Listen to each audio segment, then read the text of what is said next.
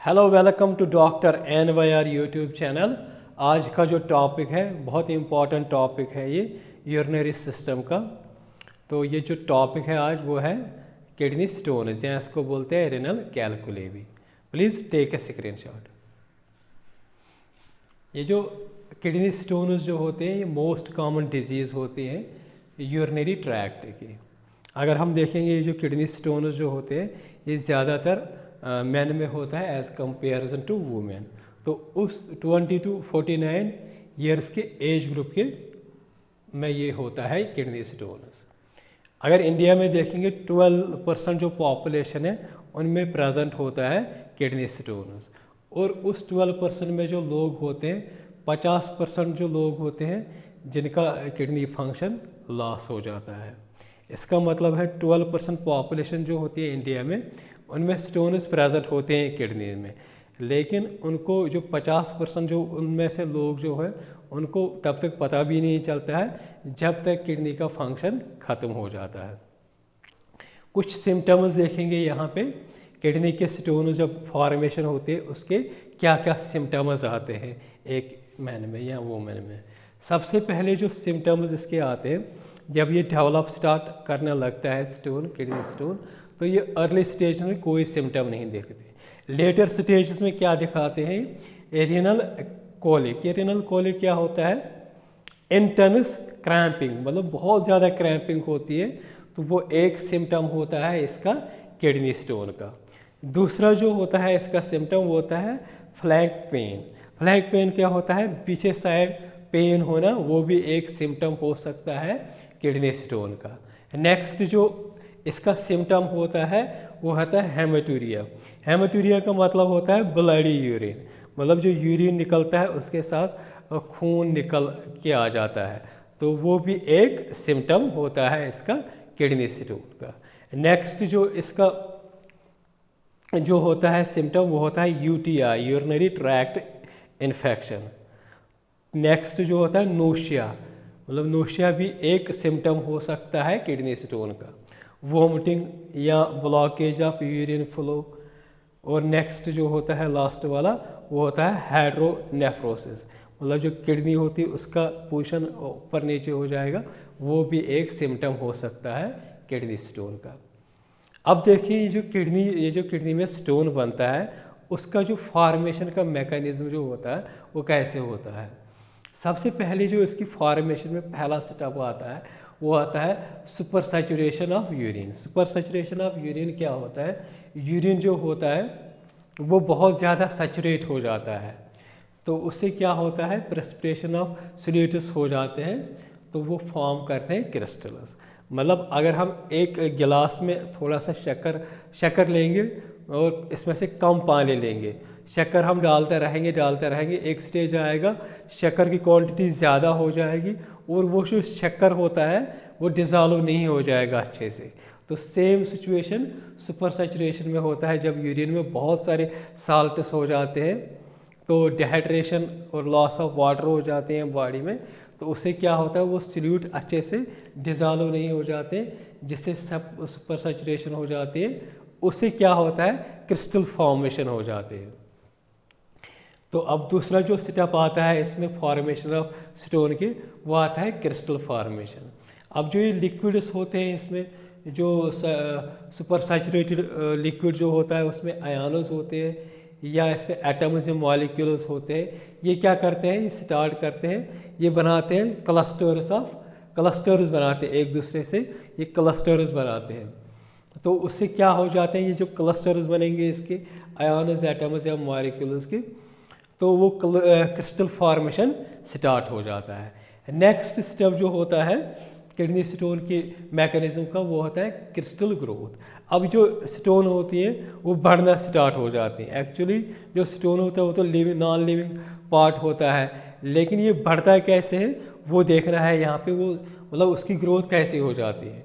जब crystal formation हो जाती है यहाँ पे, उसके बाद क्या होता है बहुत सारे क्रिस्टल्स जो होते हैं एक दूसरे से जुड़ जाते हैं, मतलब एक क्रिस्टल के ऊपर एक और क्रिस्टल आता है, एक और क्रिस्टल आता है, जिससे वो क्रिस्टल बड़ा हो जाता है। तो उससे क्या हो जाता है, जब ये बहुत सारे क्रिस्टल्स एक दूसरे से स्टिक हो जाते हैं, वो फॉर्म करते हैं हार्ड मास ऑफ स्टोन। तो इस तरीके से छोटा मास बन जाता है जिसको बोलते हैं स्टोन, बहुत हार्ड होता है। नेक्स्ट स्टेप जो होता है क्रिस्टल एग्रीगेशन। अब यहाँ पे जो है कि ये जो क्रिस्टल्स एक दूसरे के साथ मतलब स्टिक हो गए। अब जो क्रिस्टल एग्रीगेशन में क्या होता है, जो हार्ड मास होता है, हार्ड मास ऑफ स्टोन जो होते हैं, small hard mass of stone जो होते हैं, ये एक दूसरे से फिर जुड़ जाते हैं। मतलब ये छोटे छोटे स्टोन जो होते हैं यहाँ पे जो क्रिस्टल फॉर्मेशन से बने हैं, ये और जुड़ जाते हैं एक दूसरे के साथ, फिर वो लार्ज स्टोन फॉर्म कर देते हैं। उसके बाद क्या होता है, ये जो पूरी लार्ज स्टोन हो जाता है। अब जो लार्ज स्टोन बन गई है वो फिर उसका वो किडनी के साथ चिपक जाना इम्पॉर्टेंट स्टेप होता है इसके साथ। इसीलिए इसको बोलते हैं, लास्ट वाला जो स्टेप होता है वो होता है क्रिस्टल सेल इंटरेक्शन। अब जो क्रिस्टल है वो अपने जो टिश्यू जो होता है किडनी का, वो कैसे चिपक जाता है, उसके साथ अटैचमेंट हो, मतलब चिपक जाता है किसके साथ, एपिथेलियल लाइनिंग जो होती है अपने रिनल ट्यूब्यूल के जो लाइनिंग होती है उसमें जो एपिथेलियल होता है उसके साथ वो क्रिस्टल बड़ी जो मतलब ये जो लार्ज स्टोन बन जाता है, क्रिस्टल्स बन जाते हैं, या इसको स्टोन्स भी बोलते हैं। वो फिर क्या होता है रिनल ट्यूब्यूल के लाइनिंग या उसके एपिथेलियल लेयर के साथ जुड़ जाता है। फिर ये उसके साथ जब जुड़ जाता है, जब हमने पढ़ा था नेफ्रॉन में एक बेसमेंट मेम्ब्रेन होता है, फिर वो लास्ट में फिर बेसमेंट मेम्ब्रेन में चिपक जाता है। तो इस तरीके से ये पूरे स्टेप्स आ जाते हैं क्रिस्टल फॉर्मेशन के। ये जो स्टोन जो होते हैं इसकी फॉर्मेशन कैसी होती है। नेक्स्ट जो टॉपिक है, नेक्स्ट टॉपिक में हम पढ़ेंगे टाइप्स ऑफ किडनीज। ये जो किडनीज स्टोन के जो होते हैं, टाइप्स ऑफ किडनी स्टोन जो होते हैं, ये यूजुअली 3 तरह के होते हैं। सबसे पहले जो होते हैं कैल्शियम स्टोन्स। अब ये कैल्शियम स्टोन्स कैसे बनते हैं, जैसे हम खाना खाते हैं, खाना में मतलब कैल्शियम भी हो सकता है ना, तो या हम कुछ विटामिन डी ले सकते हैं, या कुछ मेटाबॉलिक डिसऑर्डर होता है जिसको बोलते हैं हाइपर कैल्सीरिया, मतलब हाई कैल्शियम जो होता है उसकी कंसंट्रेशन यूरिन में आना। तो मतलब हमारी बॉडी से जब कैल्शियम निकलेगा वो आएगा ब्लड में, तो वो क्या करेगा, वो भी एक फॉर्मेशन करेगा, स्टोन फॉर्मेशन करेगा, जिसको बोलते हैं कैल्शियम स्टोन्स। या हम खाना खाएंगे, बहुत सारा कैल्शियम, ऐसे फूड्स खाएंगे जिनमें बहुत सारा कैल्शियम प्रेजेंट होता है, तो वो कैल्शियम क्या हो जाएगा हमारे ब्लड में आके यूरिन में चला जाएगा, तो वो भी एक स्टोन बनाता है, उसको भी बोलते हैं कैल्शियम स्टोन। तो उस तरीके से भी कैल्शियम स्टोन बन जाता है। तो ये जो कैल्शियम स्टोन जो होता है ये 80% मतलब कंप्राइज करता है किडनी स्टोन्स में। सबसे ज़्यादा किडनी स्टोन्स में अगर देखेंगे कौन सा स्टोन बन जाता है, वो बनता है कैल्शियम स्टोन। इसके बाद जो आता है दूसरा टाइप जो होते हैं किडनी स्टोन का, वो आता है स्ट्रेवेट स्टोन, या इसको बोलते हैं मैग्नीशियम अमोनियम स्टोन। अब ये जो मैग्नीशियम अमोनियम स्टोन जो होता है इसको बोलते हैं इन्फेक्शन स्टोन भी। अब इसको इन्फेक्शन स्टोन क्यों बोलते हैं, क्योंकि ये जो हमारा जो यूरिनरी ट्रैक्ट जो होता है उसमें इन्फेक्शन होता है, उस इन्फेक्शन की वजह से ये जो स्टोन होती है फॉर्म होती है। अब ये इन्फेक्शन जो होता है वो इन्फेक्शन क्यों होता है, वो कुछ पैथोजेनस ग्रो हो जाते हैं, फॉर एग्जांपल प्रोटियस, मिराबिलस, कैलाबिसिला, एंटेरोबैक्टर। ये जो बैक्टीरिया जो होते हैं ये हमारे यूरिनरी ट्रैक्ट में ग्रो हो जाते हैं, तो वो क्या करते हैं, वो इन्फेक्शन करते हैं।